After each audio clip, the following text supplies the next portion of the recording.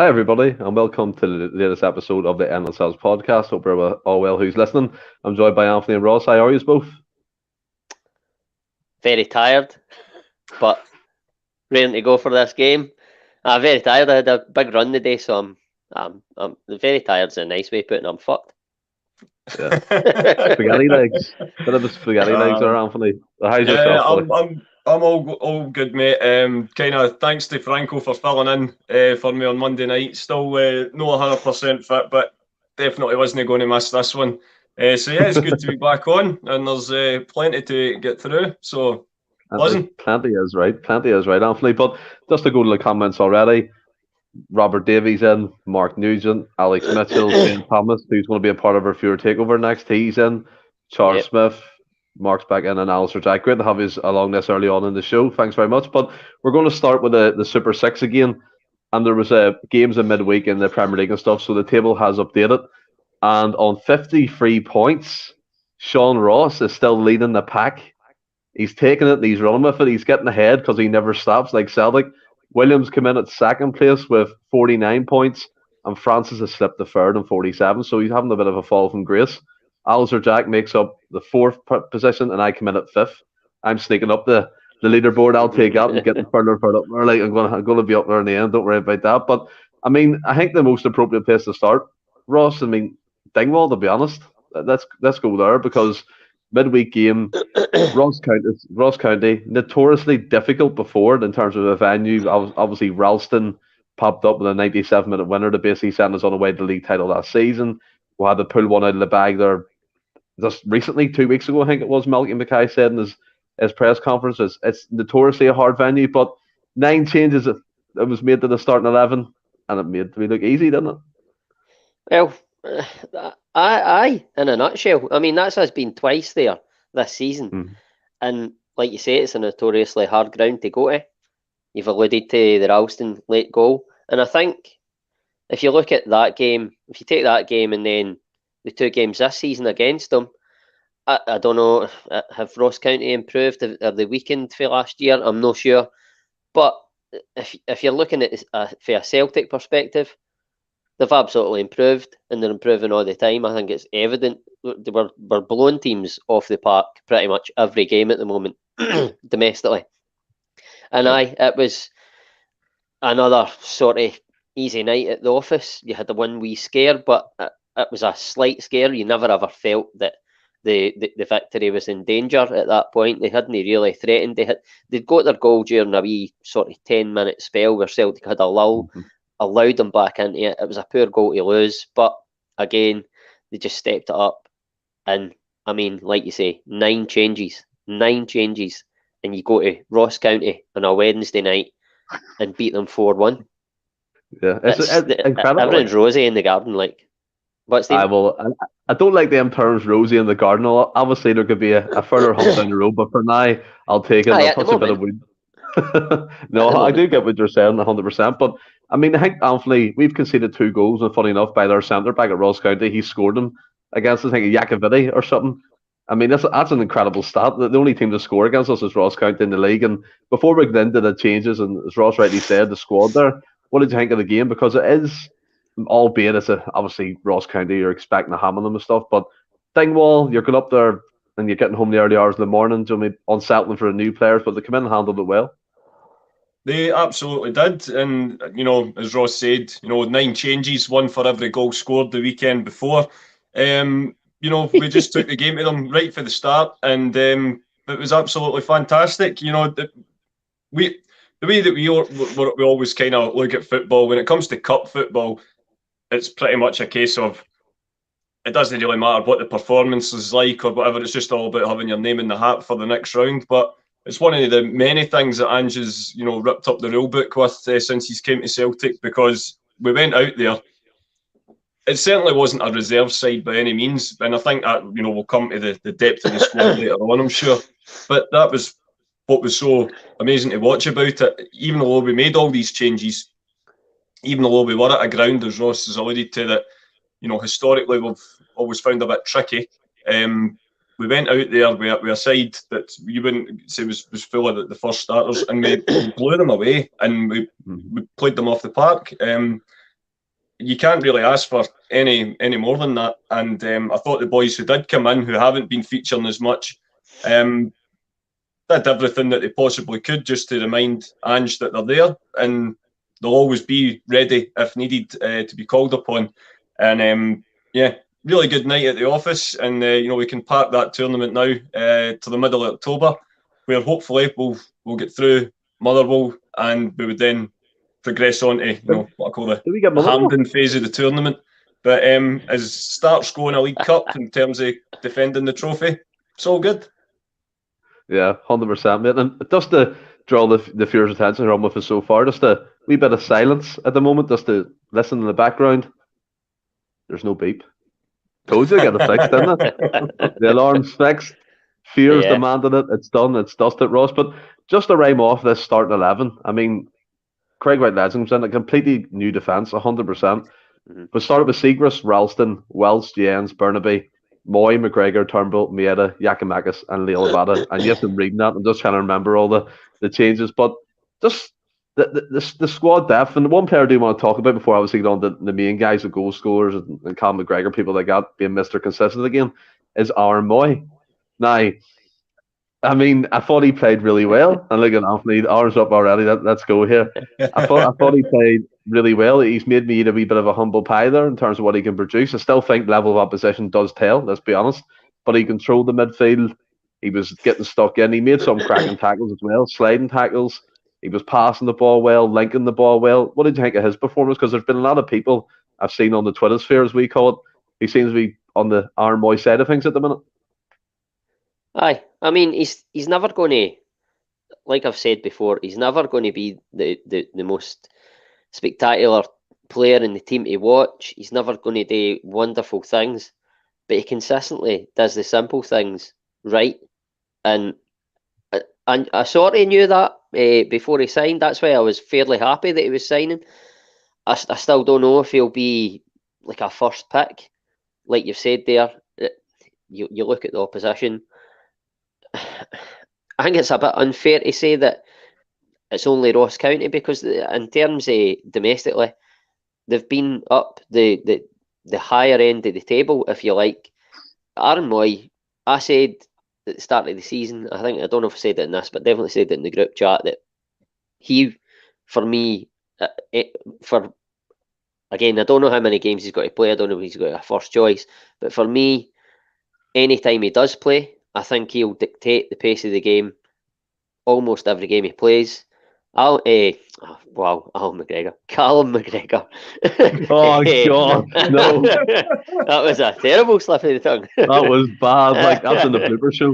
He's just been running 17 mile. Give him some slack. I'm 17 miles away from the Celtic fans. Chase him after that. No, I was going to say, Cal McGregor obviously pushed up a bit. And he done a different job for Cal McGregor, but he stood out in that game. For me, he was the man of the match. I don't know if MD will agree with that, but I thought, like I've said, he dictated the pace of the game. He barely gave the ball away. He's a bit similar in the terms of he's no fast. He's similar to CCV, where I know CCV's got a bit of pace, but you don't always see it because he just puts his cell in the right area of the park. He won his tackle. He won a lot of tackles that night. I thought it was an all-round, really good performance. He's never going to be a guy that gets in the goals and gets double figures, but he might chip in, but I don't care if he chips in or not, because when he does come in and he performs like that, the other people around about him are the guys that are going to chip in with the goals, and he allows him to do that. He was cool, calm and collected the whole night, and he slotted into the team lovely. He did.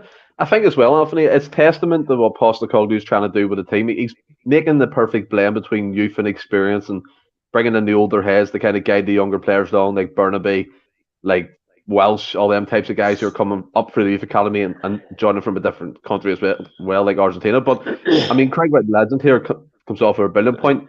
Moy reminded me of Neil Lennon. Now, I heard the commentator say, I can't remember who was on the commentary of the game, but he said something along the lines of, he's not quick, but he gets there. He's all like, he always gets in their faces at the right time. He's picking the ball up and he's never panicking. He was shrugging off challenges. I was finding it funny watching it at points where their midfielders were trying to close him. He's just using his shoulders, getting past players and playing a simple ball. Were you impressed, Ben? Yeah, I was, and kind of similar to Ross. I've kind of really been impressed with him since he's came in, because if you provided you're looking at him to just do what Ange is asking him to do, and the type of player he is, like we say, he's not going to be doing a Maradona for the halfway line and beating 4 guys and rounding the keeper, but he does what he needs to do well, and as you say, holding off challenges, breaking up the play, doing the simple things right consistently. And like you say as well, bringing that experience into the dressing room as well. He had a relatively decent time down in England. He's obviously been, all sort of China and stuff as well. So, and they'll have had success with the national team under Ange as well. So he'll bring all that into the dressing room in the same way that in year one, guys like Joe Hart and, to be fair, James McCarthy with all his experience for the Premier League, they might not be doing it every week out on the pitch, but the sort of experiences and advice that these guys can, pass on to the younger players, your Abadas and your Bernabes, for example, are priceless, and that's a hallmark of a top manager that can see that. He's seen it pretty much straight away and hit the ground running last season, and now he's basically got the squad that he wants. I can only see the future being green. I think it's quite frightening as well. I mean, Mark Nugent comes in with a great point here. Like you're still missing like the likes of Idiguchi coming in. McCarthy didn't get a look in. Forrest started on the bench, so the depth of that squad is fantastic. And you come to it, Anthony. I'll come to yourself again here to kind of round off what you were saying. I was surprised that Cal McGregor started the game. Obviously, he's Postecoglou's man. He's the captain of the team. He's going to lead us from the front. And if you notice at that first goal, he made the run. He kind of gave the eyes the Turnbull. He darted in. Finished it, albeit a scruffy finish, but that's the intelligence that the likes of McGregor has for me, and he's pivotal for that team. What did you think of him? Because me personally thought he might have been rested, but you can't really drop him, can you? Yeah, I think that's it. If you're going to make so many changes, even though we have sort of said that the guys coming in, it wasn't exactly like it was a bunch of under 21s being introduced. These guys are all first team ready players, but I still think if you're going to make all those changes, it still makes sense to keep your captain in there as well, especially a captain in the kind of form that he's in at the moment, Stephen. And yeah, you're bang on. I thought he played very, very well, took the goal well, got the sort of started the momentum going, and that we just kind of kept that on for the rest of the game. Apart from that little spell when, maybe when some of the substitutions were coming on, we kind of switched off for a little bit, but it was a thoroughly comprehensive performance, and we roared into the next round, and here's hoping that stays the same across all the other competitions.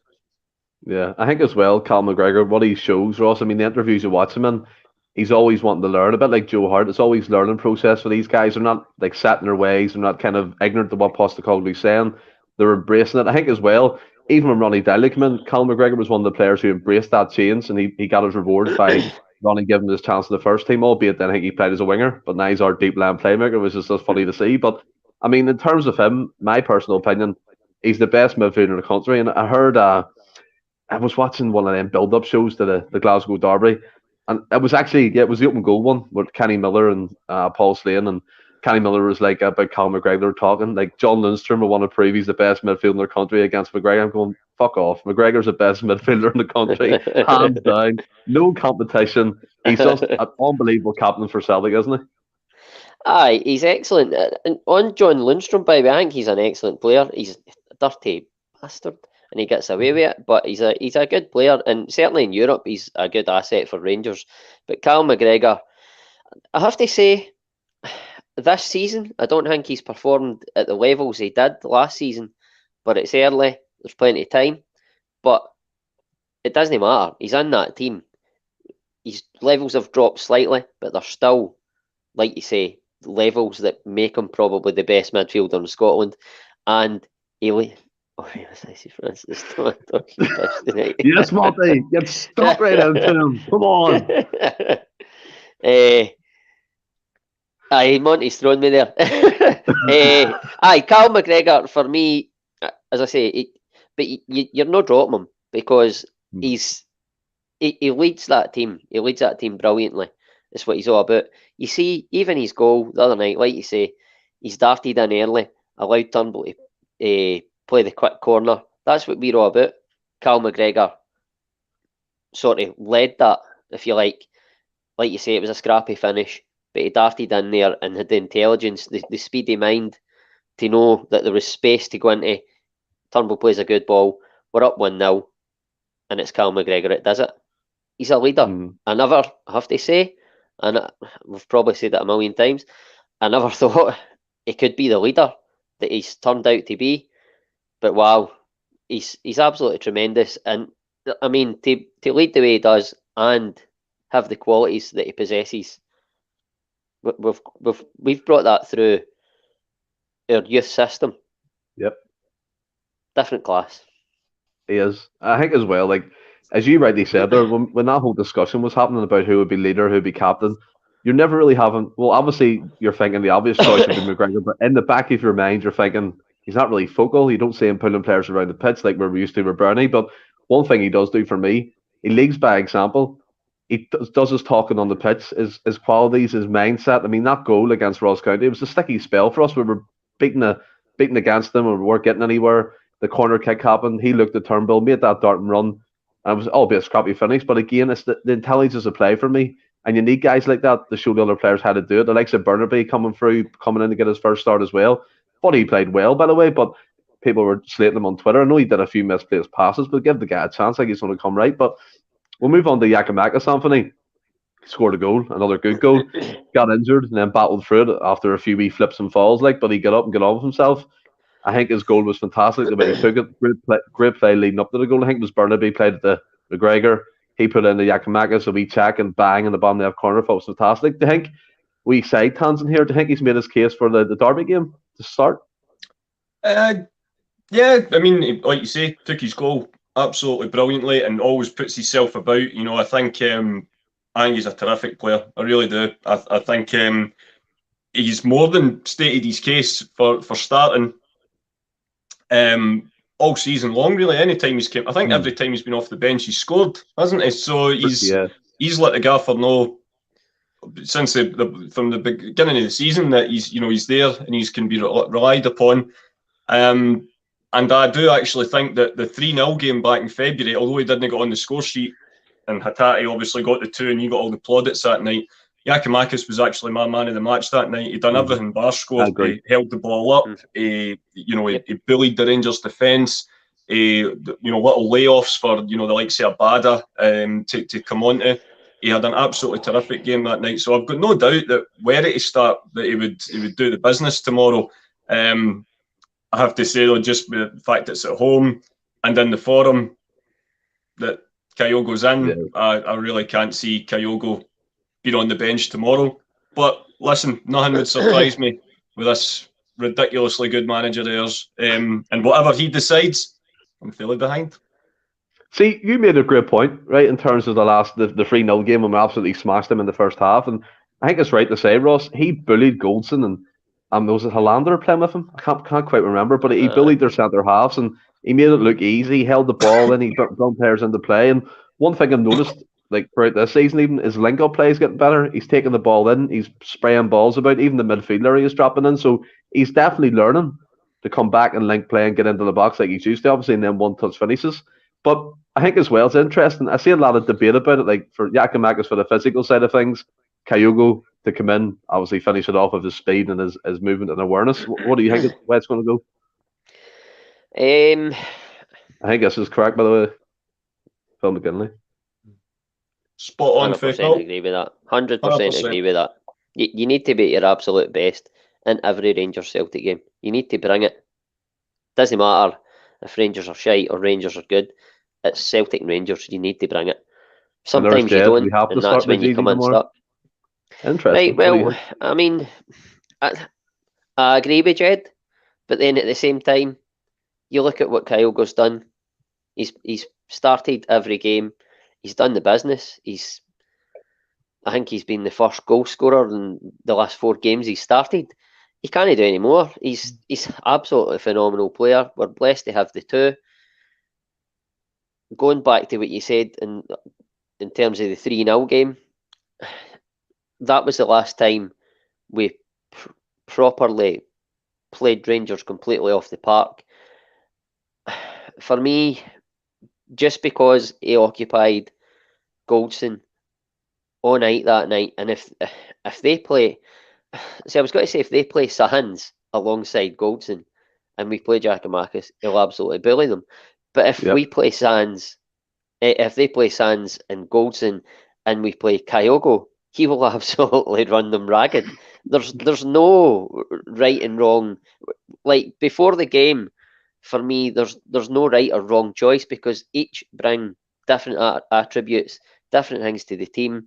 It all depends what way Ange wants to play on the day. That's what it'll come down to. I'm glad it's him that's making the decision and not me. But like Anthony says, whatever decision he makes, it doesn't matter because Giakoumakis came in on Wednesday night, done the job, done the business, got his goal. The game before that, Kyogo played, done the job, done the business, got his goal.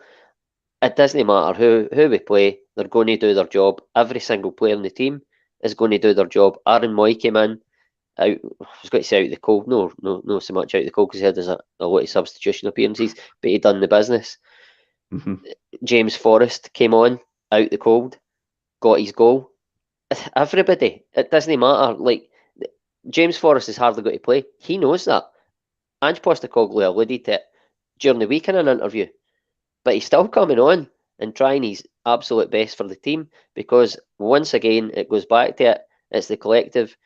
They're like a family. It's a tremendous spirit he's built in that dressing room, looking for the outside in, and we're just in an amazing place, an amazing moment. I'm loath to say I can't say anything else bar a Celtic win because if they don't turn up, which they very well could, then it could go the other way. But if Celtic turn up, as they have for pretty much every game this season, then Rangers will have a very, very difficult day and will be very, very, very hard to stop. Or will we see something left? Go ahead, so I'm just going. I'll be very, very quick. It's interesting to think that if neither Giakoumakis nor Kyogo have actually scored against Rangers yet, so it'll be interesting. Whoever scores, they'll be breaking their duck against them. So you never know. Maybe they'll both get on the score sheet. Wouldn't that be nice? That's some stat, by the way. I never even. He's the stat man. Yeah, man's in. I think it's right. It's interesting as well. I mean, if you think about when Ange Postecoglou started his first pre-season game, Ayadi was captain. It shows you how far that this Celtic team came, and I mean, you look at it as well. Like you rightly said, Kyogo and Giakoumakis may not have scored, but the difference they make on the pitch, they can bring others into play. They have different movements, have different styles, and people in the comments here, it's interesting watching the debate going on. I mean, Jed Thomas, he's a sticker here for Giakoumakis starting, and I tend to agree in a certain extent because you can agree with both. Let's be honest. I mean, the perfect word you have Kyogo cutting in from the left, Giakoumakis and Jada, but you know you're going to have Maeda or Abada starting in that game as well. But it's just a fantastic debate. I'll come to you as quick fire. Kyogo or Giakoumakis, Anthony, who are you starting? Kyogo. Ross. Purely because he's picked him all the time. I'm going to go Kyogo. Yeah, I think I'll go Kyogo as well. But imagine, like, as you said, like, as Giakoumakis comes off that bench and they're busted, wrecked after looking after the wee man, and he's just muscles, bang, getting stuck in, one touch finishes. We hat-trick tomorrow for him, you never know. But he'll come on and throw goals in a bit like an empty tracksuit. I mean, Monty agrees here that Kyogo to run them ragged, 100%. Do you know what I mean? It's Alistair Jack, Kyogo as well. There's a lot of love there, and both strikers will have. It's great to see that they're both fit, they're both firing, they're both scoring. We've got rid of some deadwood, which we're going to come on to in the transfer sort of part of the podcast. But to kind of round it off, Anthony, come to yourself. Ross mentioned him. James Forrest comes on. He gets his goal. Mr. Celtic, to be honest, and he has a book about it as well if you want to buy that. But absolute legend for the club, and I think it's humble of him as well to know he's not going to feature much, but he's going to be important, like Anne said, behind the scenes to make these guys bed in. Like the Jota, for example, learning off him, Abada learning his techniques. There's so much to gain from a fellow like James Forrest, and to see him score. I know I said he's not going to feature much in the team, and I 100% agree. I'm sticking to that. I'm not moving, but it's great to see that he can still come on and provide a difference. Yeah, absolutely. And it's games like this. He was the match winner at Hampden in this tournament last season, and that was just those are the kind of moments that I think you'll always be able to rely upon him for. Even and this, you still forget he's still only, was it 30, 31, but just with the how quickly this team's evolving, you would say that he is perhaps, twilight is maybe a little bit extreme, but he's certainly in the latter stages his career. But by the same token, we did give him a 4-year deal, so Ange certainly seems to see that there's a place for him. And I definitely hope, even Kaiser, I definitely hope that, I think he's so close now to both 100 goals and 100 assists, which I think only, I'm sure if I remember somewhere this week, that it's only Jimmy and Henrik that are in that company, in that specific club at Celtic. So that's not a bad company to be in. And, the medal counts just keep getting up and up for him as well. I adore him. He's an absolute credit to himself and, the youth set up at Celtic. And, I hope he's still here for a few years yet, showing it and, dazzling us on the touchline. Although, I mean, that stat always seems to change because every time he scores, it stays at 99 goals and 98 assists. It's always the same. It's taking him longer to get 100 goals than it took us to get 1,000 subs. Fair point. Take a bow for that one. But Ross, I mean, it does his importance to the team, like in the background of things, and you never know. He could be a coach. He could be getting into like the whole coaching roles, and Anne's teaching him and stuff. And we're expecting from Jamesy to be a coach, maybe because again, you're thinking he's not focal, but I'm pretty sure his head's switched on. He knows what he's talking about. He's great to have around. He'll be there for 4 more years. I don't see him leaving. I think he'll see out his days at Celtic and he comes on and scores, and again, it just epitomises him, doesn't it?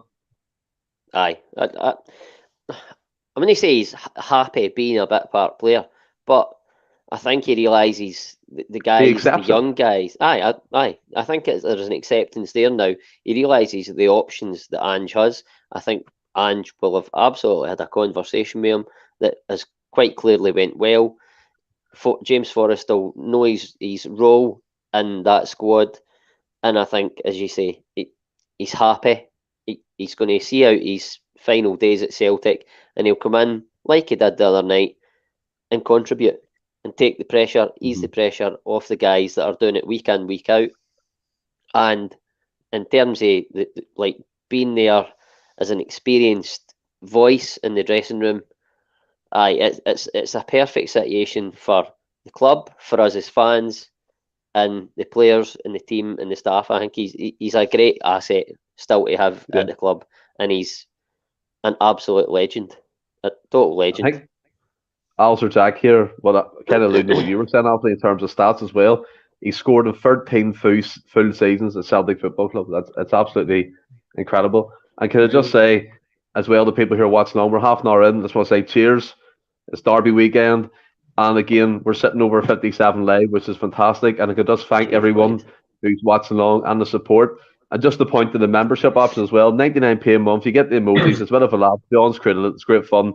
Kaiser's in. Danny's boys in. Who are already members. So it's just great to see everyone getting involved. And also the viewer takeover.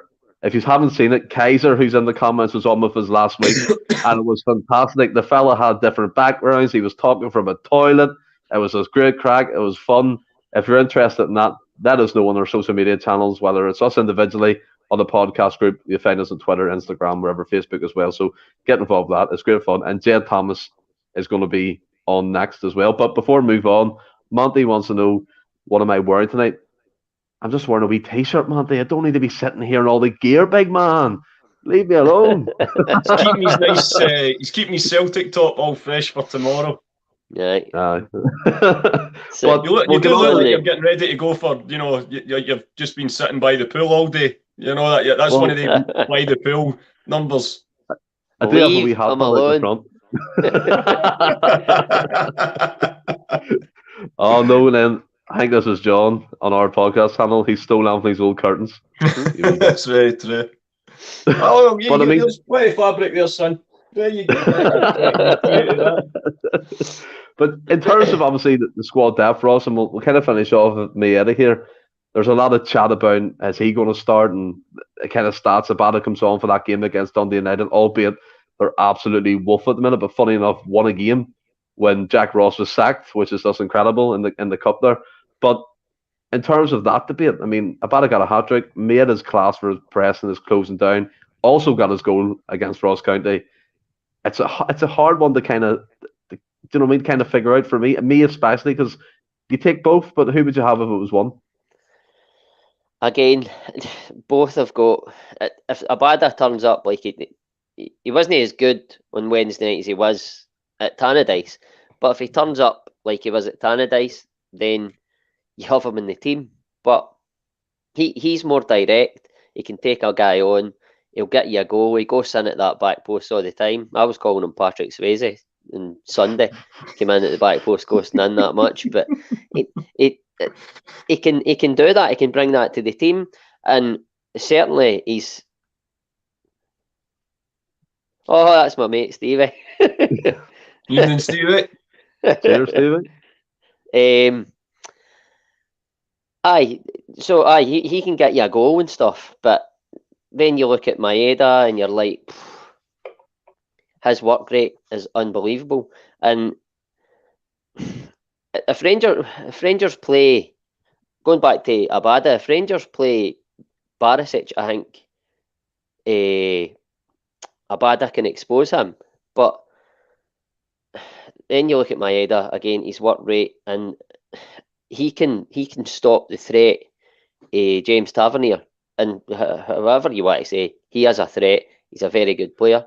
He's certainly a threat for the penalty spot. We know that. Apparently, maybe carrying a wee injury. There's wee rumours going around, so we don't know where that's at the minute. Like, I get what you're saying. Yeah.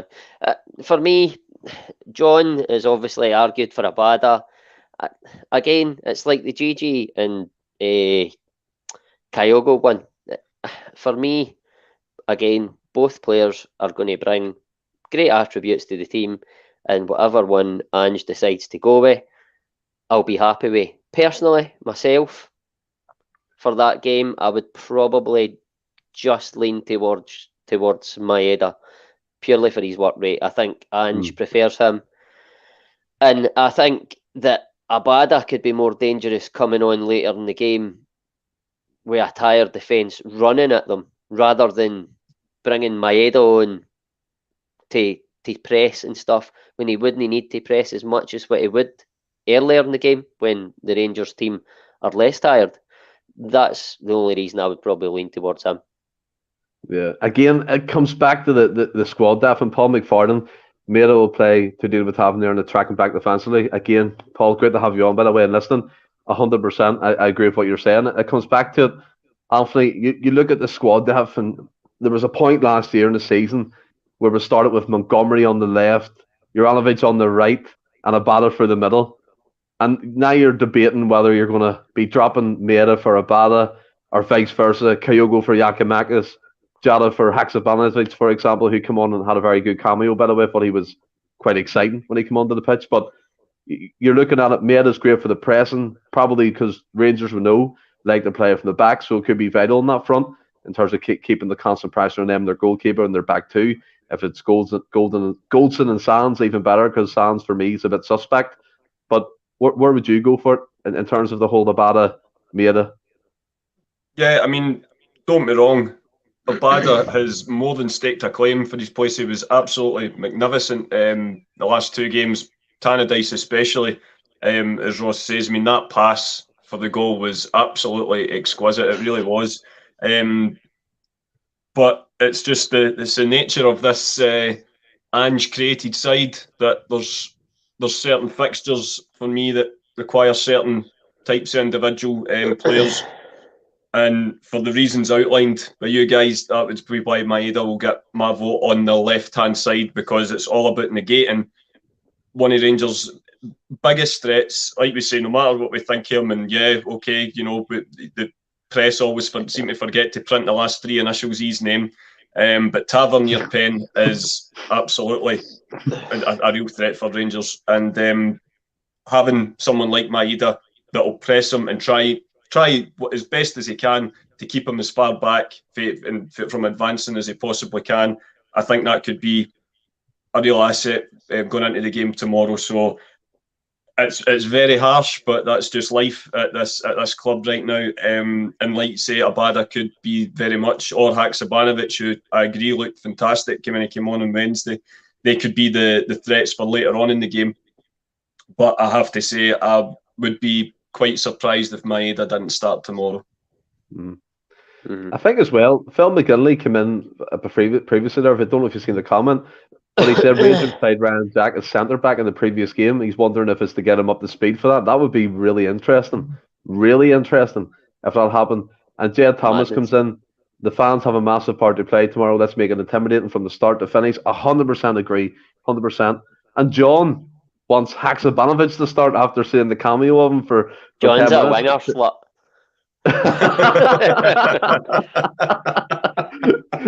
To be fair, like, I do understand what he's saying, because that cameo was exciting. I mean, he took the ball in tight spaces, he was linking the play, and he had a shot as well, and he has something about him. He really does. There's just something that catches my eye when he came onto that pitch. I don't know if it was his bright yellow boots or the knee-high socks, but he was absolutely fantastic as a footballer. Nick Bond, great signing.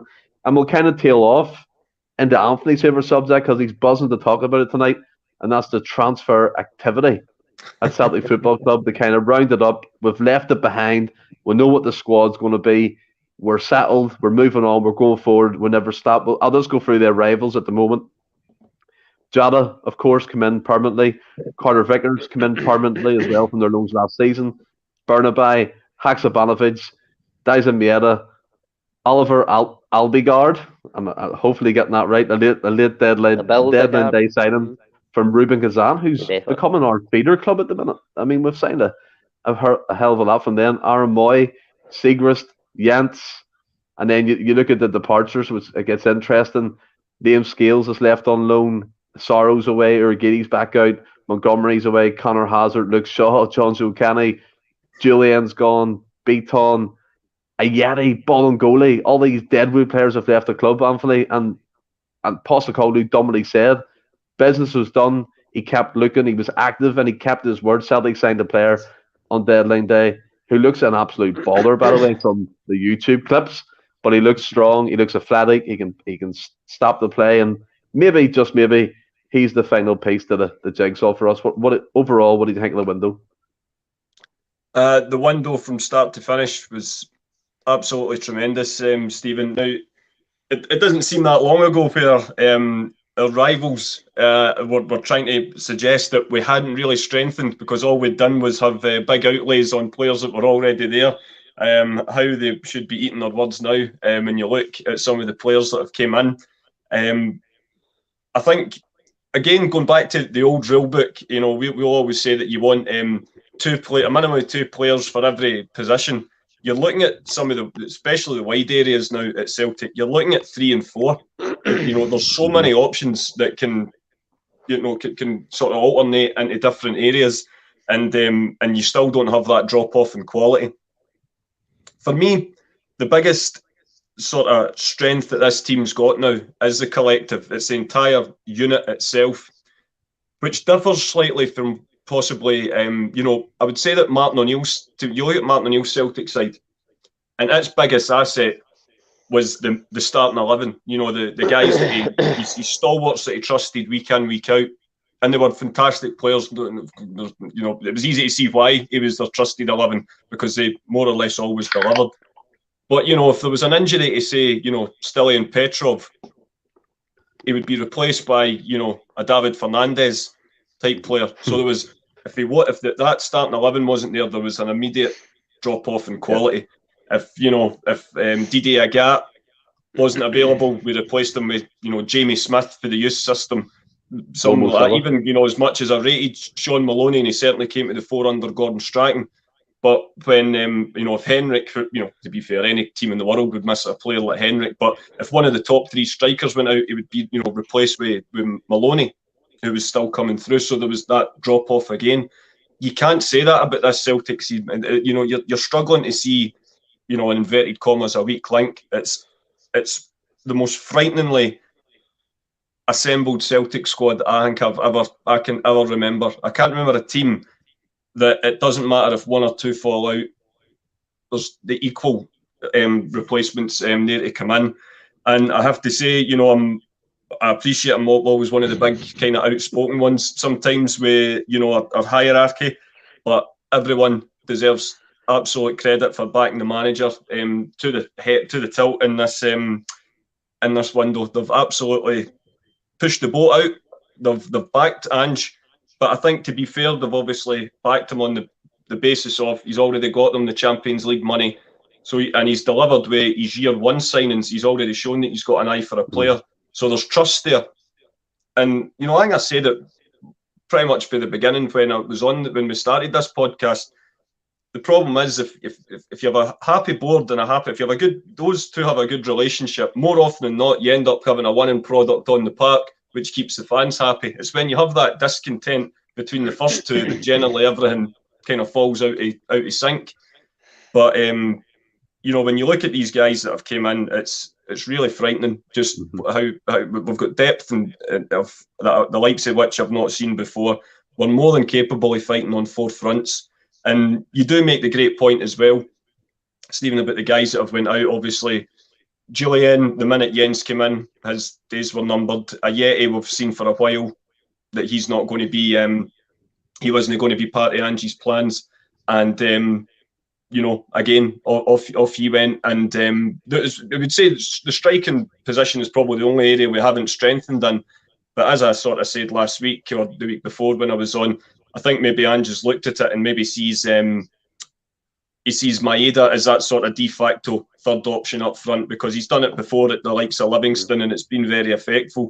And if you're sometimes you might not see the point in buying another striker, knowing more or less that he's going to be behind Kyogo and Giakoumakis in the pecking order anyway. And there's been a lot of chat on the social medias this week about, is it the best window we've ever had? And, a few other rivals have had a wee joke and says, you said this 2 years ago when you signed Laxalt, that he was the final piece in the jigsaw and we were going to steamroll our way to 10. And we know how that turned out. But, I think times are different this time. That was the wrong chief executive that hired the wrong manager and gave him, who was signing the wrong players for the wrong sums of money. And but all of those ghosts have been exercised. All of those big flops are out the door now, and this is very much Angie's team. And I just can't wait to see how this current group of players perform for the rest of the season. It's been absolutely incredible, Anthony, and your points I echo them as well. And I just want to name 3 people. We'll start with the linchpin, Postecoglou.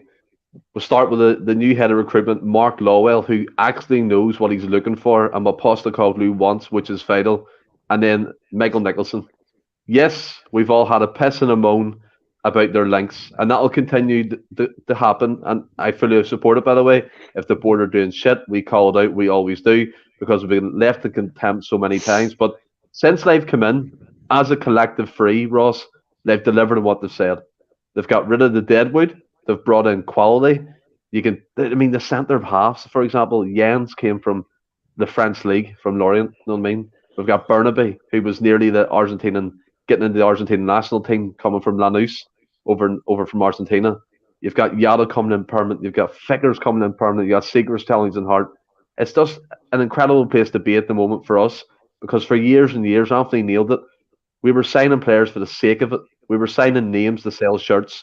We were signing people who can kind of give you a false sense of security, like Shane Duffy, who proved to be crap for Celtic for obvious reasons, different systems and all that, fair enough.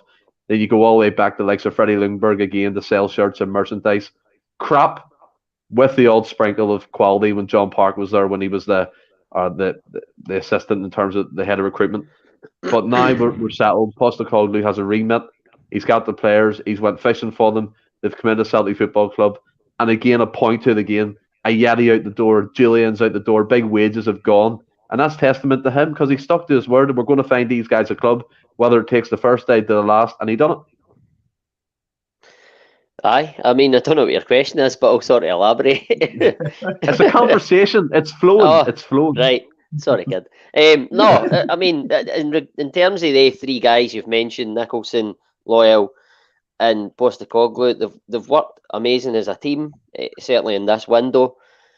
I think for years now, and I don't know if it's because, obviously, in this summer, we knew we were in the Champions League, but for years now, Celtic have been a reactive club in terms of transfers. They wait too long. They bring in like young guys or guys for the future. There's nobody being brought in this window and other windows that are for the future. They're guys that are going to improve the starting 11, 25, 26, 27, Aye, and they're all in the prime of their careers. And for me now, in the last year, I don't think you can accuse Celtic one bit of being a reactive club.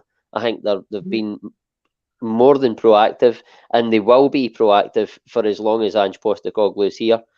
And it's absolutely brilliant. The players, I mean, okay, the players have brought in, you don't know a lot about. Like, I think it was Anthony alluded to it there. Like, we said that we had an amazing window when these guys were brought in the season for the 10.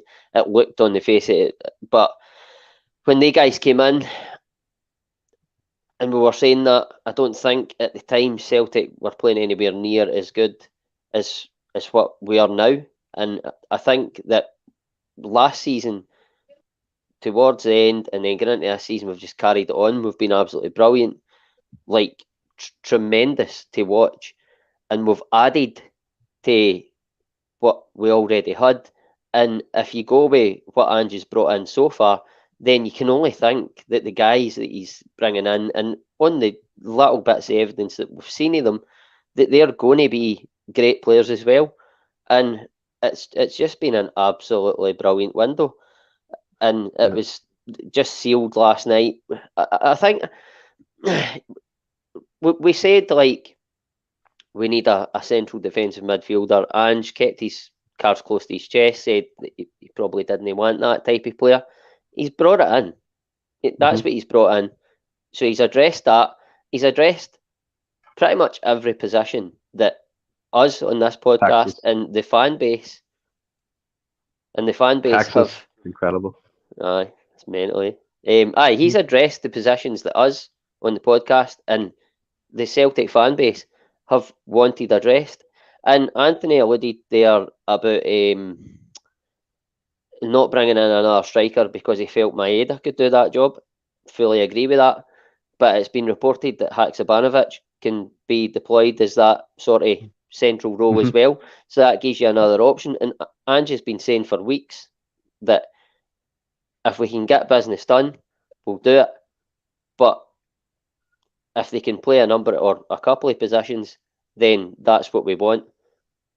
And it's now coming to the fore that the reason he wanted to do that is because he doesn't feel that, like Anthony said, what's the point in bringing in another striker that knows he's going to be third choice when you can bring in somebody that's going to be, for the most part, a winger, but if at any point, like it happened last season, we're going to be without the two main guys, then you can bring in Haksabanovic into there, or you can bring Maeda into there. We're in like I've already said, we're in a great place, and it's just brilliant to be a Celtic fan right now. I think as well, like the net spend, I forget the figure off the top of my head, but it's incredible. Like in terms of what he's brought in and what he's actually spent in terms of transfers, kind of weighs itself out from the whole kind of money brought in. Obviously, Christopher Ayer, Edward, people like that leaving the club, and then you're losing all them wages. I just think it's testament, Anthony, to kind of round it off, that Postecoglou, and Ross made a great point. He's bringing in players that you would think before if Celtic were linked to him, like why would link to, for example, Matt O'Reilly at League One? Why would link to Hatate who plays in the Japanese league? Why would link to Burnaby who plays in Argentina, not used to the whole UK style of football, the hustle and bustle. But he's sticking to his plan. He's sticking to his style, his ethos of management. He's bringing these players in. And just at the moment, I mean, Haksabanovic as well. You said main guys, Ross. Haksabanovic could so rightly be a main guy in 2 to 3 weeks when he starts coming on. He could be replacing some of the players in the starting 11. You can physically look at the team that played against Ross County and be like, I'd be comfortable with that for the league anyway, like, wouldn't you? It's just a good play. It's great. Well, I mean, you take it. We're playing Rangers on Saturday, right, tomorrow. We could play Maeda. We could play the starting 11 that we've generally went with, right? Or we could play Haksabanovic, right? Whatever he prefers. But Haksabanovic, it's difficult to say if he's going to, on the face of what he showed on Wednesday night, he could be a baller. We don't know. But let's say he is going to be, right, for conversation. He could play on Saturday, do the job, right? And then we're playing Real Madrid on Tuesday night, I think. You could bring Maeda in, you could bring Abada in, and the team is elevated, or the team is every bit as good. But you're using the squad, and you're using the squad and no losing anything. That's the hope, that's the aim, that's Angie's aim. Time will tell if Haksabanovic is going to be a great player, but he came on the other night and he just looked so calm. He was absolutely nonchalant, but aye. Do you like that what a word, isn't it? Oh, a word. But he just came on. He didn't look phased at all. So, aye, yeah, I agree. It's a good place. I think as well, Anthony. I mean, you look at it, and as Ross said before as well, like these players can cover a multitude of positions. You can play them across the front. Jota has the skills. Maeda has the pressing. Kyogo has a smart movement. Haksabanovic could be that, inverted commas, Paddy McCourt type player. He's just kind of nonchalant. I'll take it. Probably not saying as good as you, but killing me, boys. Nonchalant. Nonchalant. But that type of flair player, Anthony, and I think you nailed it. And I'll let you round it off here. And also, if you don't mind, I mean, we did our Champions League reaction show. You're only on it for a brief minute or so. What do you think about the Champions League group and then the transfer window as a whole in terms of getting into it as well before we move on to the Derby game? Okay, well, in terms of the window itself, you're bang on, Stephen. These guys could very quickly establish themselves as, you know, the ones that we would want to have a start. And it's that level of trust that we have in Ange at the moment, because he's delivered what he said he was going to do. And even though, we haven't heard the too many of these players before they came in, but you just have a sense that these boys have been researched. It's been discussed. Can they fit into the team? Could they fit into could they handle the sort of goldfish bowl environment that Celtic operate in? All of this, you just trust that kind of background check is going on these days now, which unfortunately maybe in years gone by we weren't overly confident was happening. But just one other point in the transfer window, we're talking about the guys that have come in and, you know, the lots of players that have gone out. One of the other big things I've noticed as well, you know, two of our big players were linked with moves away in the summer, more or less via the internet, it has to be said, rather than actual, you know, concrete bids. But Juranovic and O'Reilly, Juranovic especially, for the majority of the window, were subject to, you know, internet tattle. And you wouldn't be human if you didn't hear, you know, Atletico Madrid are in for you, or Leicester City are looking at making a bid to Manchester. Maybe not Leicester. And in years gone by, in transfer windows, you would be sort of, you know, you're a bit apprehensive. Are we going to keep a hold of these guys? Are they going to be as focused, you know, once the window shuts, if they end up staying, or are they going to be disruptive in the dressing room? Anything like that. And more or less the full time, you know, O'Reilly especially just said, I'm fully committed to Celtic. Everything else will take care of itself, which just gave, there's a sense of calm about Celtic at the minute. But whether it be for signing players, or are we going to get these guys out the door, or are we going to be able to hold on to these guys? Throughout the whole summer, things just got done without much razzmatazz. There wasn't big, back page exclusive, such and such will sign for Celtic today. They had to report on the signing already happening, because we do everything, we play all our cards close to our chest. And Adam, and that is I'm trying to think of the analogy. You know, when you were younger, and you know, you were maybe playing up in the house, and your dad went mental at you. You know, you kind of would, after a while, it would maybe lose its effect. But you know, when he would go that dead quiet way, and you knew you maybe disappointed him, it made you feel 10 times worse. I think a lot of our rivals should be feeling that way now, because there's no kind of roller coaster of emotions at Celtic. It's just quiet confidence built on what we've already achieved. We can back up what we do and what we say, and if the way we're going now, that quiet determination, I think, should make a lot of our rivals very, very afraid. In terms of the Champions League itself, I mean, it's just box office, Stephen. I mean, I was like you guys. I've rewatched the moment that Willie caught about 4 or 5 times now. He's all just absolutely buzzing when we got pulled out of Group F. I'm absolutely delighted with it. Real Madrid are the club that, we've never played them in the Champions League era. Last time we played them competitively was 1980. So, my big brother wasn't even born then, and I cannot wait for Tuesday night. It's I'll be eating beans on toast for the rest of the month, but it'll be absolutely worth it when we get in there. And I'm want to be in for about 7 o'clock. I want to see it all, just sit and take it all in, and hopefully, you never know, there might just be another special night under the first Champions League game under the disco lights, and it's the biggest boys in town that are coming in, the European champions. Bring them on. We've got 15 between us. We know a thing or two about winning a European Cup. Bring it on. No, 100%. I mean, it makes it nice and plump, doesn't it? Looking forward to this Champions League, just brings an edge to you, like absolutely buzzing for it. But we'll move on, fellas, to the major talking point. We're 57 minutes in. We're only getting to it now, but we'll stick with it for now, Ross. And the Glasgow Derby game has crept upon us. I've seen that by Hamish McCartan. He put it up on Twitter. It feels like it's creeped on him, and I do agree to a certain extent. And there was a few people, Paul McFarlane actually said it earlier on in the comments, saying, is it normal not to feel nervous for a game of this magnitude? I'm not feeling the nerves. It's more apprehension and anxious for the game to actually happen. And I think, again, that comes back to Postecoglou and what he's done for us. Like, we used to win these games just so recently, there last season before that, not shaking ourselves, but kind of expecting the same old kind of performance, and it's a draw or a drab game. But you're going into this one, a paradise, lunchtime kickoff, and for me anyway, I'm oozing someone's going to clip this with confidence. I'll say.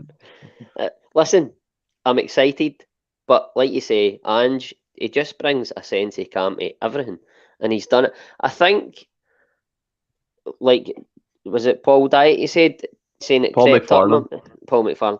It has crept up, and I think it's partly because we've had one game a week for the start of the season. It's been a slow burner, but we've been playing really well in all the games. And all of a sudden, it's so early in the season as well. I can't read that. Pneumo, nah, fuck that. It's so early in the season. The game, it's normally as early as this. It's usually about, I was going to say it's usually about October, but it is early. What's it, game 5? It has crept up, but it's here, and we're, like I've said numerous times, we're in a good place, a good moment, and I'm the same. I'm no nervous, and I don't like it when I'm no nervous. It doesn't sit well with me.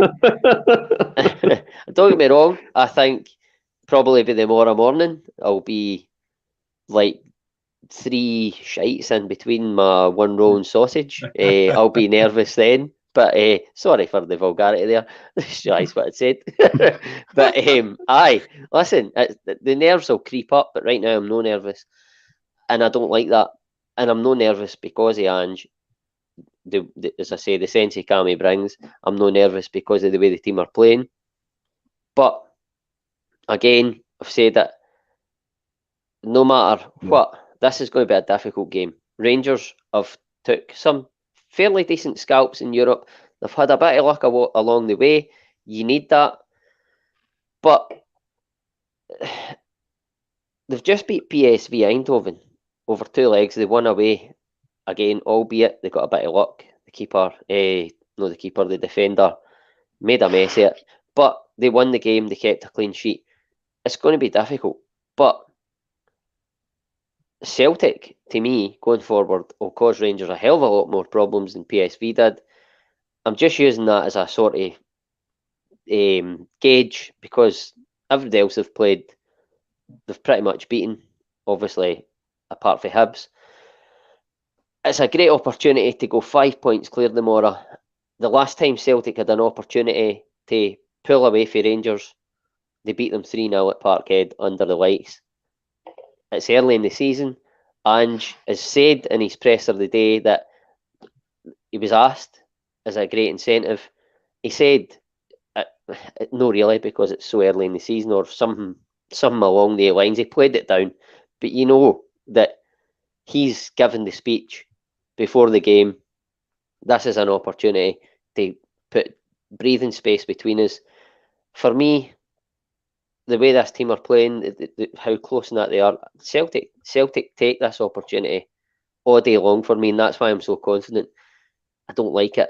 The only apprehension I've got is if, and it's happened before, form goes out the window, Celtic can be playing unbelievably well and just no turn up on the day. That could happen, and that's where the apprehension comes from. It's the unknown.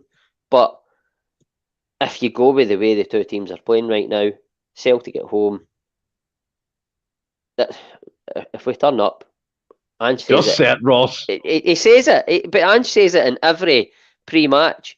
He says, if we play our game, we play our football, we'll be very difficult to stop. And that's the long and short of it. Yeah, 100%. And I mean, as well, Anthony, you look at it, I kept Paul Dad's comment up there because it kind of gave me a bit of, I don't know, a wee bit of emotion crept in with that comment. Like, the dress rehearsal's over now, the real stuff starts tomorrow. And I think that's 100%. Yeah, we'll be able to gauge where we're at, Anthony, in terms of a squad, what we can compete with. And I believe personally, I mean, I know what you're saying in terms of the nerves. I'm not nervous either, Ross. And there was someone in the comments, forgive me if you see me saying it, please come back up. But last time he wasn't nervous. We got beaten in the Scottish Cup. So again, you can kind of go into this with a false sense of security. But for me, Celtic are backing up everything. They're scoring goals. We're not conceding as many as we did last season. We've discussed that the Ross County defender, Iacovidi, was the only one who scored against us this season. That's 2 goals. So the signs point, to me anyway, we can go into this game full of confidence, much like the 3-0 victory at Parkhead, which really, really took us on the road to the league title last season, if we all look back on it in terms of a key game. The way we started, we pressed, Hatate came in from nowhere, really. Fantastic. Scored in 2 fantastic goals against the pensioner in their goalkeeping position. But for me, looking at it, I'm going to say it's confidence. It's not arrogance. I think we'll win. I think we can go 5 points clear, and hopefully we can maintain that. What do you think? Well, I'd certainly take it, Stephen, that's for sure. I have to say, in terms of the semi-final, I mean, obviously everyone feels different. I was nervous before the semi-final, and I don't think it was necessarily just the nerves. I think we weren't necessarily full strength. I think Giakoumakis might have had a niggle. Kyogo had actually still even come back. So we weren't full strength by any stretch. And I think the build-up to the game, obviously there's nothing Ange can do, but this was a separate issue. But there was elements of the support trying to drum up drama where there need not be, in terms of they were trying to make out that Hampden were banning them for taking flags into the ground, which they weren't. It was, and they were sort of trying to make it, it was a needless thing to get wound up about or to try to get distracted about. And don't get me wrong, it was a great, imagery when the teams walked out and there was tricolours everywhere, but it just seemed like the fans were trying to prove a point that they didn't need to prove, or some of them were anyway. So I think there was a bit of distraction in the semi-final, along with the fact that you have to give Rangers credit. They played very well once they went a goal behind and managed to turn the tie around. But I don't have those nerves this time, like yourself. Maybe what I was sort of alluding to with regards to the transfer market, I'm quietly confident. I don't have the nerves at the moment, but that's not me saying that I don't feel like that because I think we're going to go out and steamroller them or anything like that. All you can ask for is that the team's as best prepared as they can be, and I think we are. I think we're in I think we're pretty much a full strength team that we can choose from, and I believe, as Ross says, if we turn up, then we're more than capable of getting the result. And it's just about now, like you say, being passionate, being aggressive on the pitch, absolutely, but channeling it in the right way. Don't be flinging elbows in like what Mad Dog Morelos does. and picking up needless bookings or sendings off early on. We know how good they are. We know that if we turn up, we've got more than enough chances to win the game. You're going to have a full house behind you, barring the 700 in the corner that you'll know here, and just go out there, remind everyone who the champions are, remind everyone who was in the group stages before anyone else, and remind them just who the best team in Scotland are, and do that. 100%. We're in a very good place to win the match. Yeah, can I just make people aware here in the comments? I can see that there is a Rangers fan in the comments saying some just disgusting things as usual. But at the moment, don't quite know how to get rid of that, being honest here. But again, what I do know is this channel's set where you have to subscribe to the channel to comment. So one more subscriber and you want to comment shit. We're the only show in town, Stephen. What can you say? 100%. Bring your comments up. I want to read it. No, I'm not bringing that. They're horrible. No. But what I will say, all right, we can guess. Just ignore it. We'll keep talking Celtic. They're going to rant on. It's fantastic. I know it can be. We don't mind banter, but let's call it line, lads. I mean, it's a bit shit when you see horrible There's no things. Need for hatred. No need for hatred. Aye. Well, we'll move on anyway to kind of round up the show, Ross. And we did speak about it in terms of Maeda, obviously, and Abada and stuff coming in and things like that. But you look at it, some key battle areas. I know Rangers are suffering quite a few injuries at the moment. I think there's rumours going around that they could be missing. They're missing Lawrence. I know he's out. I know Tavernier, there's a rumour that he might be out. Ryan Jack is apparently, according to Phil McGinley, being trained to play centre back in the last match. So, in your mind, I know the whole kind of cliche, the midfield wins the game, but Postecoglou has weapons all over the pitch. Where do you think it's going to be won or lost? I think in terms of Celtic, if the wide players do their job, that's for me where Celtic can take the game away for Rangers. Celtic like to get the ball out wide early. I think they'll obviously do that again, and if they get the delivery right, whoever's playing up front, I think it'll probably be Kyogo. Kyogo at the moment, he doesn't need many chances. Last season, he needed a few chances. At the moment, he's very clinical. Giakoumakis, we know, is clinical. I think that's where Celtic can take the game away for Rangers. I think in terms, and the reason I say that is because Barisic and Tavernier, I don't know if he's going to play. He probably will. They're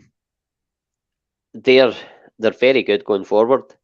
Defensively, up against their wingers, I think they'll struggle. And if we can get into the wide areas and get the delivery right, I think we can take the game away for Rangers. We could take the game away for Rangers quite early, but let's be real. Rangers are a good side, and Jolak up front is a threat. Whatever way you want to look at it, absolutely is. He's a very good player. I think our two centre halves will have to be well at it to get him under control.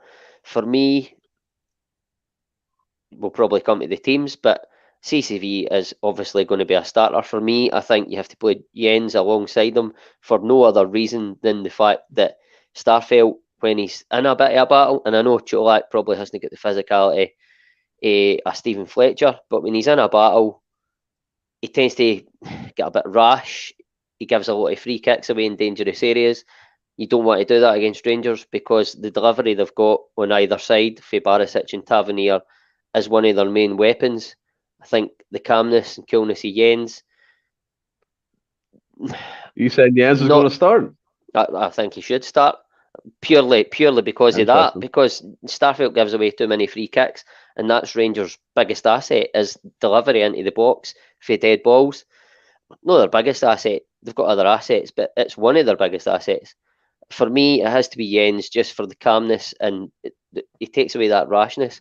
I'm not saying that Starfelt's a good defender. He'll play his part, but for me in these big games, I think you've got to go with Jens. Like Tannadice, understand why he picked Starfelt. He probably is slightly more physical, but I don't think he dealt with Fletcher too well. I think he got flustered.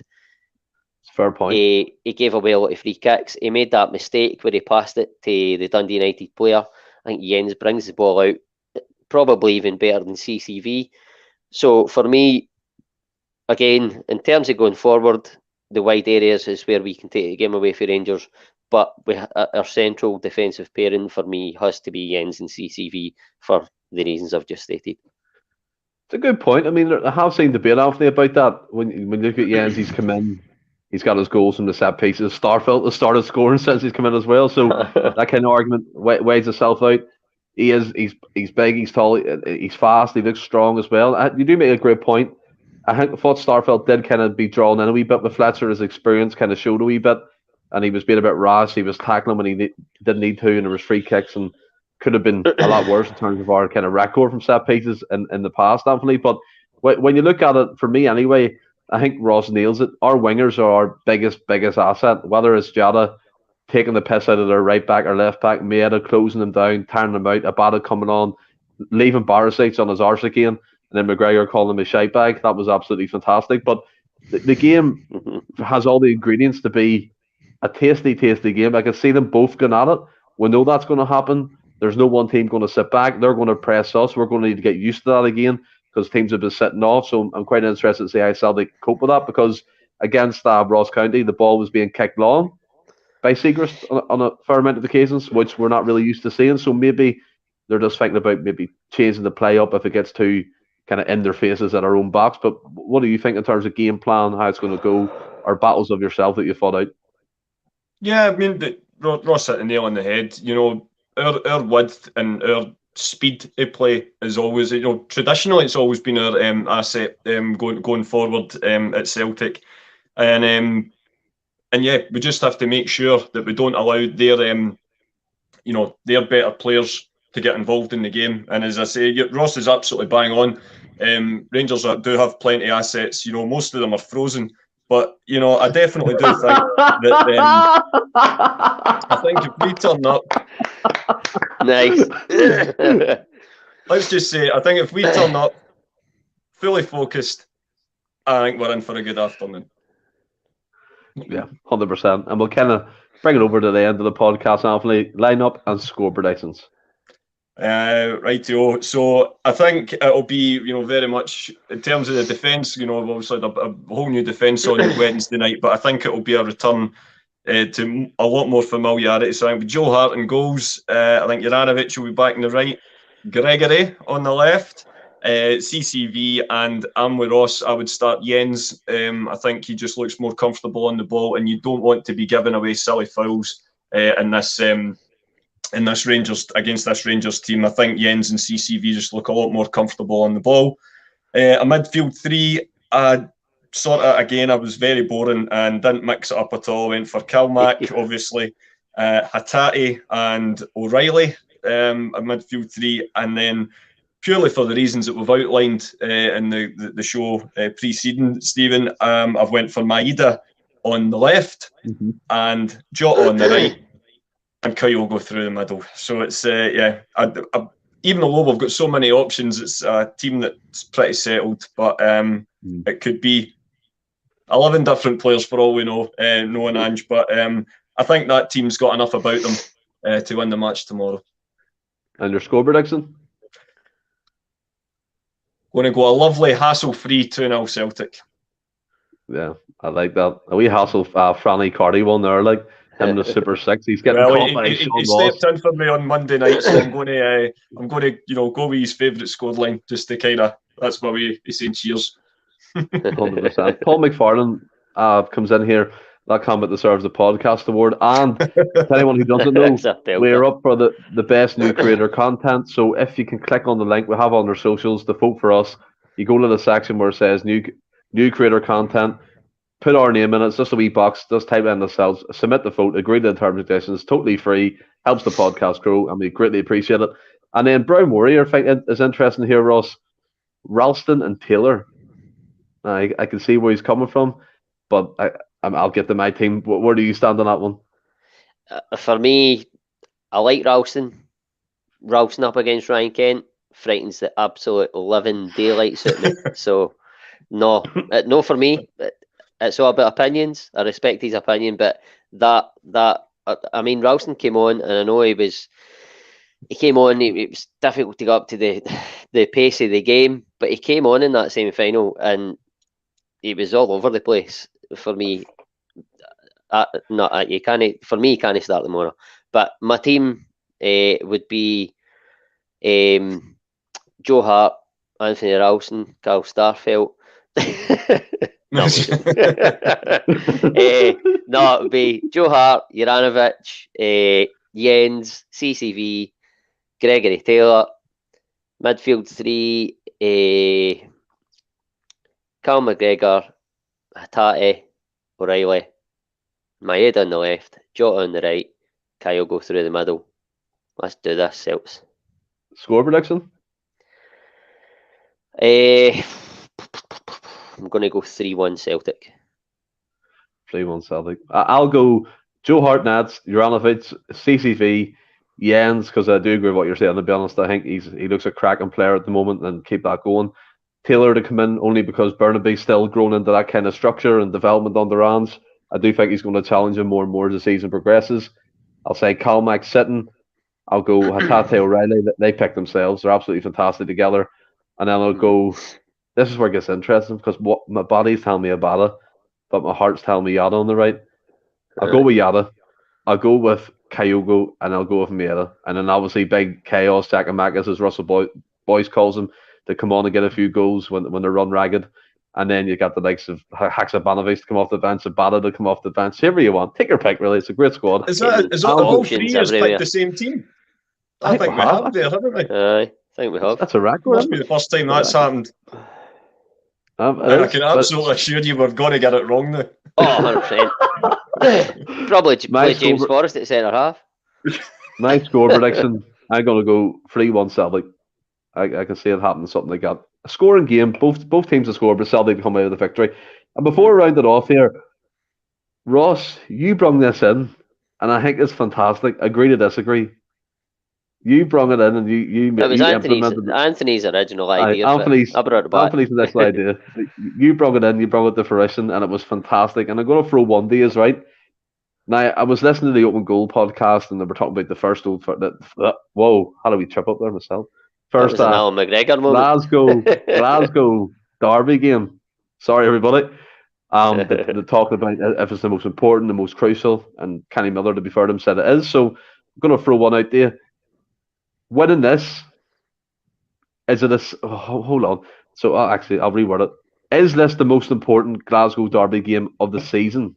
Anthony first. Agree, disagree, strongly disagree. You know the kind of thing. What would you go with?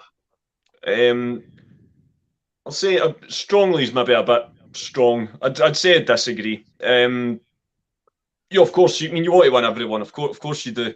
But I think, like the way that both teams are playing now, it doesn't look like there's going to be a hell of a lot between them. So, if you go by that logic, when it comes to sort of, gritty business end of the season, maybe the game in sort of springtime or coming into your sort of late April will probably potentially be maybe more important. As I say, as Ian Crocker sums it up at the start of the 6-2 commentary, though, Stephen, he says the most important derby is the next one, and the next one is here. But you always want to go out, put down a marker, as they say. But I do think. You look at we lost the first game last season, but you would argue that the most important one was going to Ibrox at the beginning of April and winning, because that gave us the little cushion that they never ever managed to really put any dent in. So yeah, I think they're all important, but I don't think I don't think this is going to be the season defining game, shall we say. And yourself, Ross, where are you sitting on that one? I would probably disagree as well. I was going to say that. Boys, I was going to say that myself though, but Anthony said the most important Celtic Rangers game is the next one, and it is. And Anthony had said there, you look back at last season and that 2-1 win at Ibrox has to go down as the most important. But then you sort of caveat that with the fact that okay, it was, but if we didn't beat them 3-0 to get that cushion, then we wouldn't have had that opportunity for that to be the most important. So It's a difficult one to answer. The next one is always the most important. Hindsight, or like once we see what happens, we'll know. But they're all important, and I think that the Celtic Rangers games this season certainly are going to be, all of them are going to be even more important, because I don't see either of the two of them dropping a lot of points out. I know Rangers have dropped 2 at Hibs, but out with, I don't think Celtic and Rangers, they're so far ahead of the other teams. I don't see any of the two of them dropping many points out with the Celtic and Rangers games. So I think they're going to have a big bearing on where the title goes this season. So, aye. I like that. And I just want to say as well, cheers to everyone who's watching. And I hope we'll have a great weekend. We're celebrating the victory on Monday when we are back. And I think tonight, boys, it's all been done in fair play, unlike other people's financial fair play rules. But we won't get into that. But Anthony and Ross, have you enjoyed it? Thoroughly. Absolutely, mate. Love being back on, as I said, after a couple of weeks, and especially on Monday we not been able to come on. So yeah, it's great to be back. What a show to come back for. Looking back at another great cup win, transfer window, derby build up. What more do you want? And as I say, like you say, for everyone else that's watching, thanks very much. And here's hoping we all have a great weekend. I love all the comments that come in, because most of the guys that comment, they're brilliant. We don't know any more than anybody else, but most of the guys that come in and comment, that you just know they all know their stuff, and it's great. It's good to have that chat going, and you can bounce off the comments at times. It's brilliant. Which brings it back to the Fjord takeover, doesn't it? Aye. By the way, I thought Kaiser was class last week. Don't get me wrong, his background's made me cringe a wee bit, but in terms of his input, it was brilliant. Really, really good. Yeah. And at one point, he actually made me punch my chest. Says it all. He's a good guy. But everybody's watching along. Stay well. Keep safe. Hail, hail.